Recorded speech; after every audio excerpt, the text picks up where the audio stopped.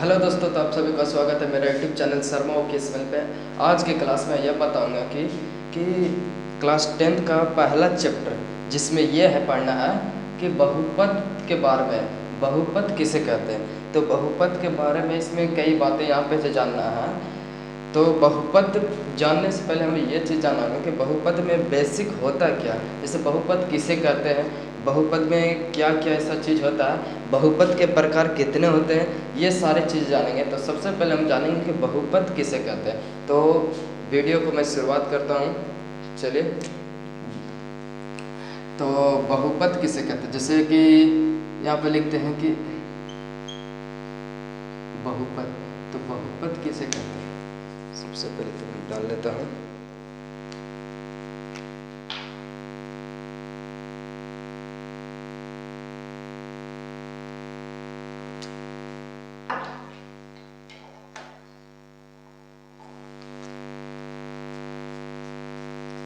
चलिए बहुपद के बारे में जानते हैं कि बहुपद किसे कहते हैं। तो बहुपद उसे कहते हैं कि एक चर की वह राशि, एक चर की वह राशि जिसमें पदों की संख्या अनंत हो, जिसमें पदों की संख्या अनंत हो, उसे बहुपद कहते हैं। जैसे कोई भी उदाहरण ले लेते हैं एक बहुपद के, जैसे यहाँ पे कि 2x कितना है, यहाँ पे देखो 2x, ये 2x जो है से एक बहुपद है।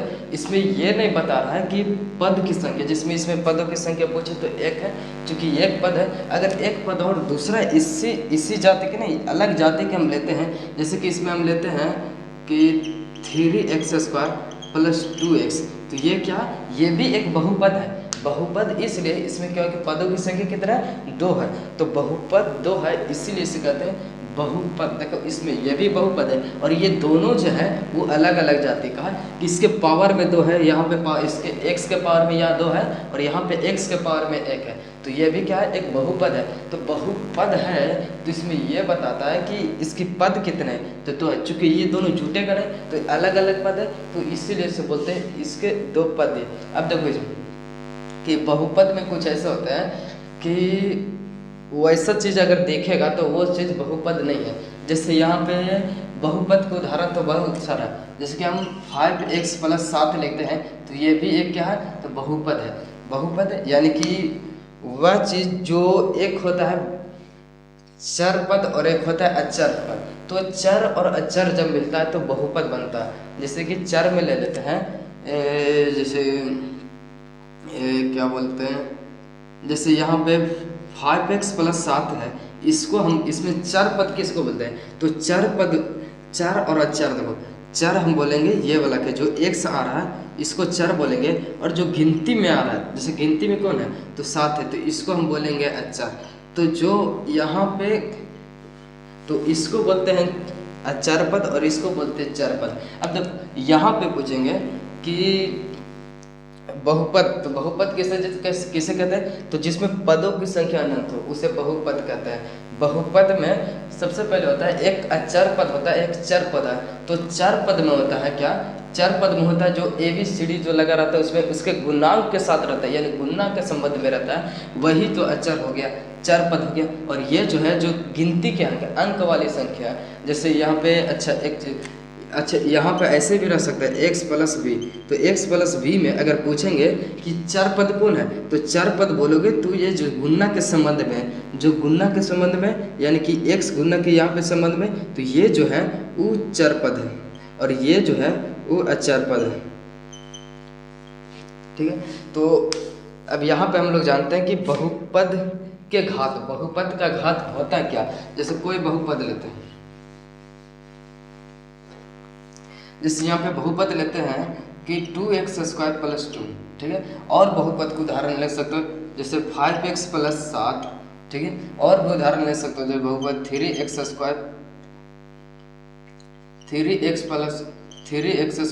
3x + 3।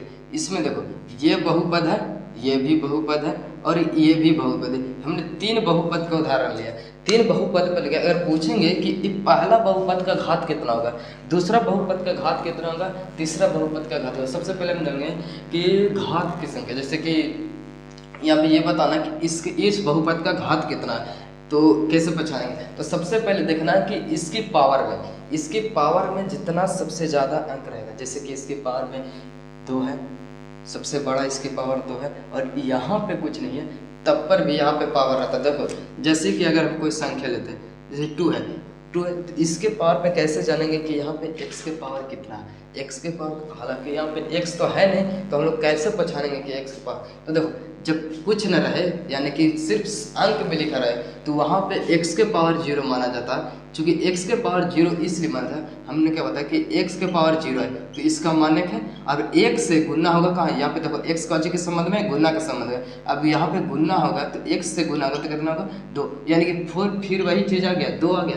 पहले 2 था, वही 2 आएगा, यानी कि यहाँ पे कुछ नहीं रहेगा, तब कौन रहेगा? तो x के पावर 0। जैसे यहाँ पे 7 है, तो 7 के संबंध में, तो अगर हम 7 लिखते हैं तो इसके हम x के पावर 0 से गुना करते हैं, तो इसमें बताओ कि x के पावर यहाँ पे 7 है, और x के पावर 0 रहने पर इसका मान 1 होता है, इसका मान 1 होता है, तो x से गुना करेंगे तो कितना आ जाएगा? 7। तो देखो यहाँ पे 7 हो गए। तो जब कुछ न रहे, यानी कि इस अंक में लिखा रहे, तब भी पावर में माना जाता है, वो पावर में एक 0 होता है, जो उसके पावर में कितना होता है? 0 होता है। अब देखो यहाँ पे जैसे x के 2x² प्लस 2 है, और यहाँ पे 5x प्लस 7 है, 3x³ plus 3x² plus 3x plus 3 है। तो इसमें घात की संख्या कितना है? जैसे इसका पूछेगा कि इस बहुपद का घात कितना है, तो इस बहुपद का घात कौन है? 2 है। चूंकि 2 इसलिए है कि इसकी पावर में 2 है, यहाँ पे पावर में कितना है? 0 है। तो यहाँ पे जो सबसे ज़्यादा पावर में रहता है उसी को घात माना जाता है। जैसे इसकी पावर में बात है, इसका घात कितना होगा? घात, तो यहाँ पे देखो x के पावर 1 है, और यहाँ x के पावर 0 है। चूँकि x के पावर 0 इसलिए क्या कि x के पावर 0, अब इसका मान होगा, तो ये दोनों में देखना कि बड़ा किसका घात है, तो इसका घात है, तो यहाँ पे इसका घात 1 हो जाएगा। अब देखो यहाँ पे देखो, इस x के पावर 3 है, x के पावर 2 है, x के पावर 1 है, तो x के पावर यहाँ पे 0, पर इस सब का पावर में से बड़ा किसका पावर है? तो x के पावर 3, यानी कि इसका घात जो हो जाएगा वो कितना हो जाएगा? 3। इसका घात कितना है? जैसे कि एक और धर रहे थे, 4x4 plus 3x3 plus 2x²।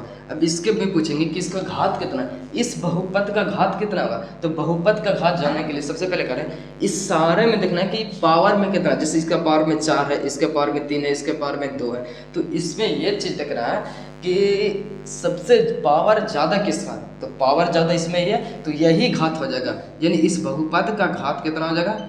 4। जैसे एक और उदाहरण देते हैं कि 3x4 plus 3x4 plus 3x² और प्लस 2x।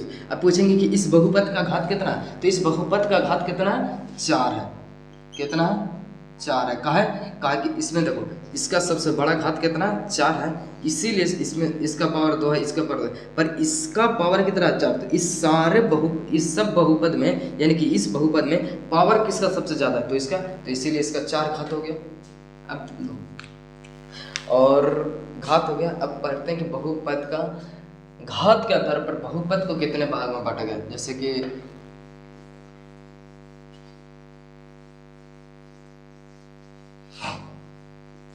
बहुपद को घात के आधार पर कितने भाग में बांटा गया, तो बहुपद के घात के आधार पर कई भाग में बांटा गया, पर हमें यहाँ पे पढ़ना है कि बहुपद को हम लोग यहाँ पे जानेंगे कि 3 भाग जानेंगे।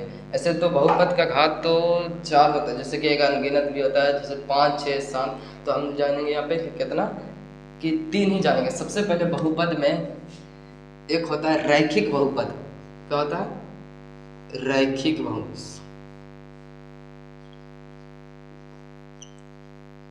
रैखिक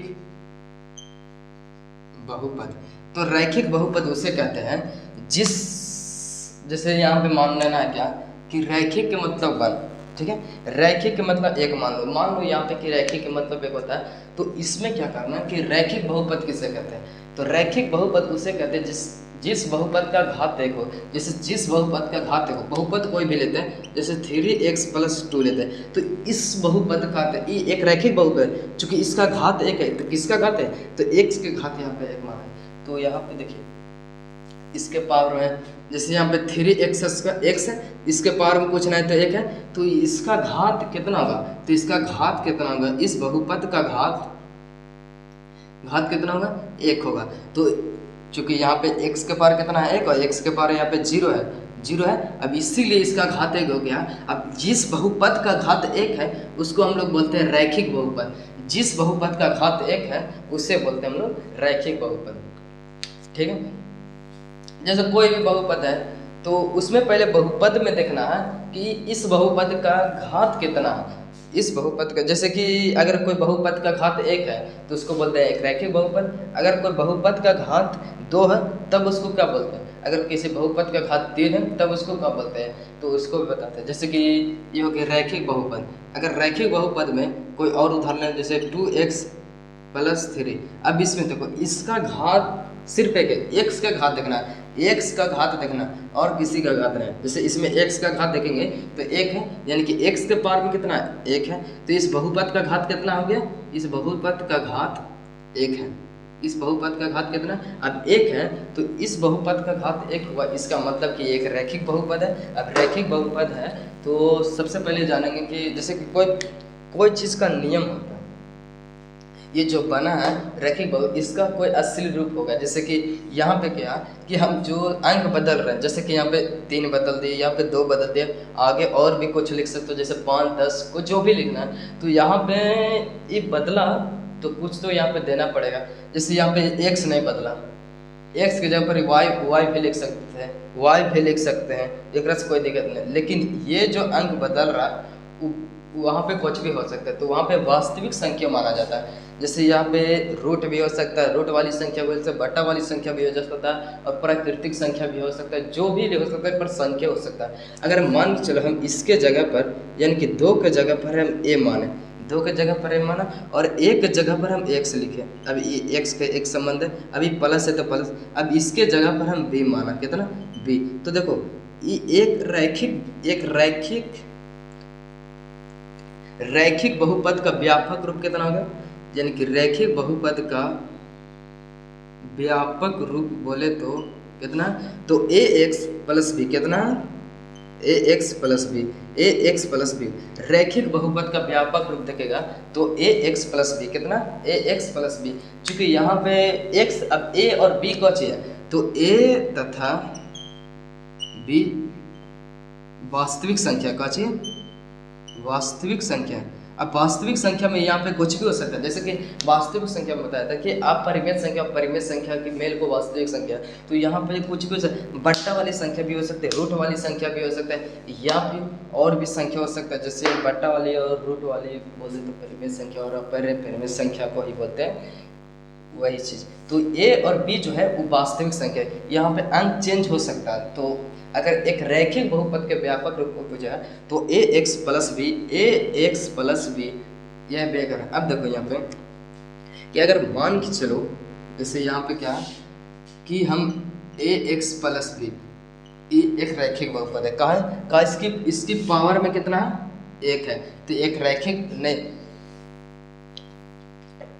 ये रैखिक बहुपद है क्योंकि इसकी पावर, अगर मान के चलो हम यहाँ पे 0 मानते हैं, यानी कि a के बराबर 0 मान के देखते हैं तो क्या होता है, तो a के जगह पर हम 0 रखेंगे, तो a के जगह पर 0 रखेंगे तो अब क्या होगा, तो देखो a के जगह पर 0 रखें, अभी गुना के संबंध में तो हम गुना में देंगे। अब देखो भी अगर कोई भी संख्या में 0 से गुना था तो 0 में हो जाता, तो इसको से सब 0 गुनागा तो 0 अब +b, तो इसका मान कितना होगा b। अब देखो इसमें घात x है तो नहीं, इसका घात पता नहीं चल रहा है, इसका घात है पर 0 में है, पर हमको जानना है कि जिस बहुपद का घात 1 होता है उसे रैखिक बहुपद करें, पर इसमें घात की संख्या तो है ही नहीं, तो क्या एक रैखिक बहुपद है, नहीं।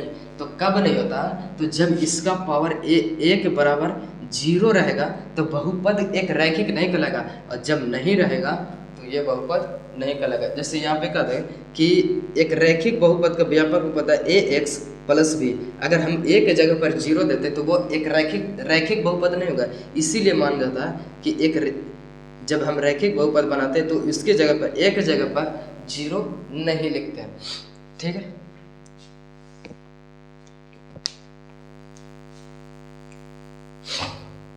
तो ये हो गया रैखिक बहुपद। अब आते हैं हम लोग द्विघात बहुपद।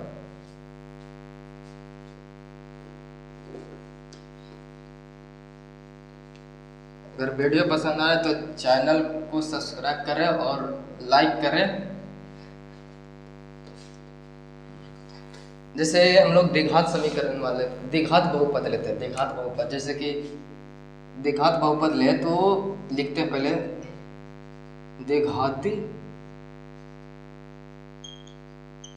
बहुपद। जैसे द्विघात बहुपद तो द्विघात देखो ये है द्वि, यहाँ पे द्वि के मतलब होता है दो। संस्कृत में माना जाता है कि दे के मतलब होता है दो, द्वि के मतलब होता है अघात का मतलब जिसका पावर में रहे। तो ये बोल रहा है कि जिस बहुपद का पावर में दो हो, यानी कि जिस बहुपद के घात में दो हो उसे रैखिक बहुपद कहते हैं। जिस बहुपद का क्या बोले या फिर कि द्वि का मतलब तो होता है अघात का मतलब जिसके पावर में यानी घात में रहे, तो बहुपद बोल रहा है। तो यानी कि जिस बहुपद में जिसका घात दो हो उसे द्विघात बहुपद बोलते हैं। जैसे कोई उदाहरण लेते हैं यहाँ पे, जैसे 2x² प्लस 3x प्लस 2। इसमें देखो इसके पावर सबसे ज़्यादा किसका है तो 2 है, तो 2 है ये इसका पावर। इसका मतलब है कि इस द्विघात बहुपद का व्यापक, इस द्विघात बहुपद का घात कितना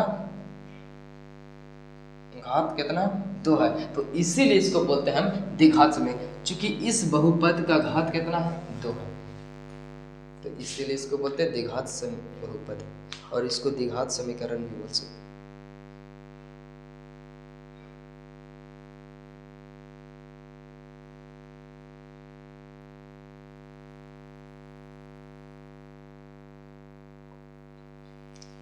तो देखो ये कहा है ये द्विघात समीकरण है। ये क्या है द्विघात समीकरण। जैसे इसके पावर में 2 है और इसके पावर में, तो फिर इसका घात जो हम चुनेंगे तो घात चुने तो कितना आया 2 आया, तो 2 है इसीलिए इसको द्विघात समीकरण बोलते हैं। द्विघात बहुपद भी बोल सकते हैं या फिर द्विघात समीकरण भी, क्योंकि अब ये जो बना ये समीकरण के रूप में एक बन गया।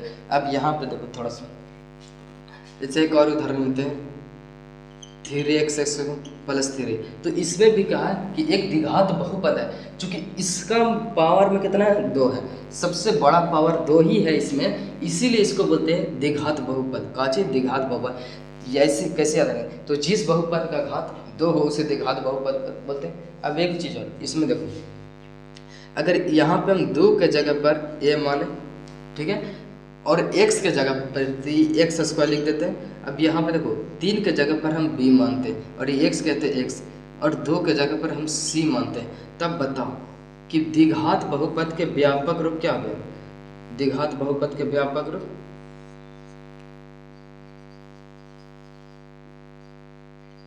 अगर द्विघात बहुपद के व्यापक रूप कोई पूछता है तो ax² plus bx plus c ये हो गया। अब देखो ये अगर मान के चलो हम यहाँ पे a के जगह पर हम 0 लिखते हैं तो क्या ये द्विघात समीकरण होगा? नहीं होगा, क्योंकि अगर ये इसके जगह पर हम 0 रखते हैं तो फिर ये तो 0 से गुना हो जाएगा, तो 0 से गुना होगा तो ये क्या होता है, फिर इसमें 0 से गुना तो 0 मान हो जाएगा, तो फिर एक घात बन जाएगा।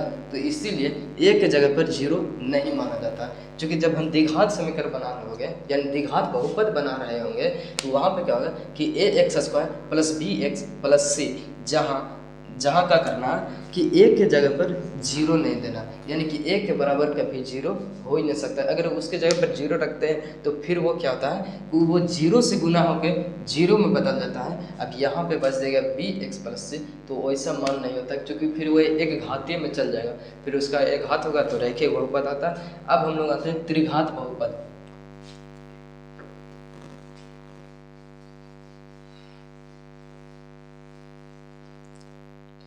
जैसे त्रिघात बहुपद में कहा था, त्रिघात बहुपद जैसे 3 के मतलब होता है 3, 3 के मतलब होता है 3। संस्कृत में जाओगे तो पढ़ोगे कि 3 के मतलब 3 हो गया, या फिर पढ़ोगे कि 3 के मतलब कितना होगा, 3 होता है।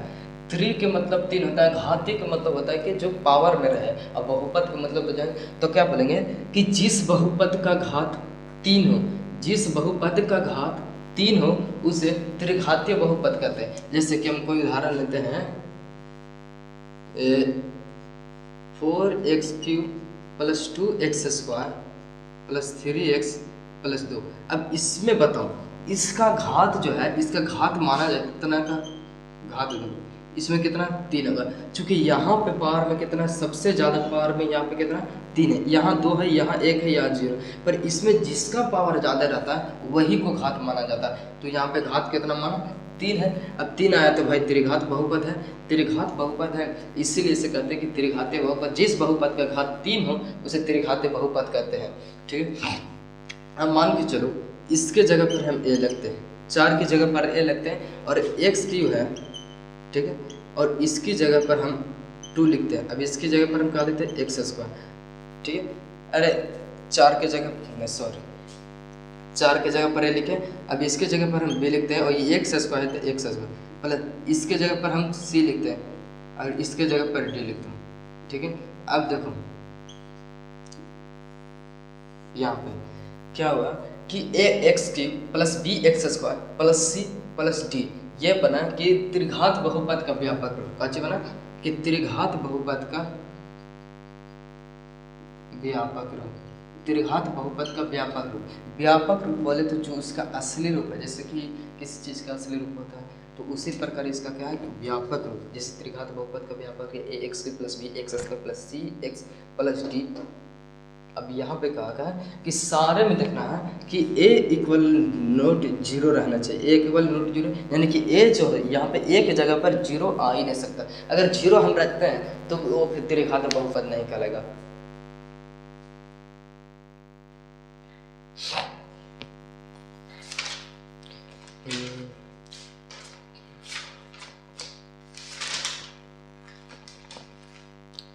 तो आज की क्लास को यहीं पे बंद किया जाता है। और अगर वीडियो पसंद आए तो कमेंट करके बताएं कैसा लगा, वीडियो कैसा लगा कमेंट करके बताएं। अगर पसंद आए तो चैनल को सब्सक्राइब करें, लाइक करें और ज़्यादा से ज़्यादा शेयर करें। बस, जय हिंद, जय भारत।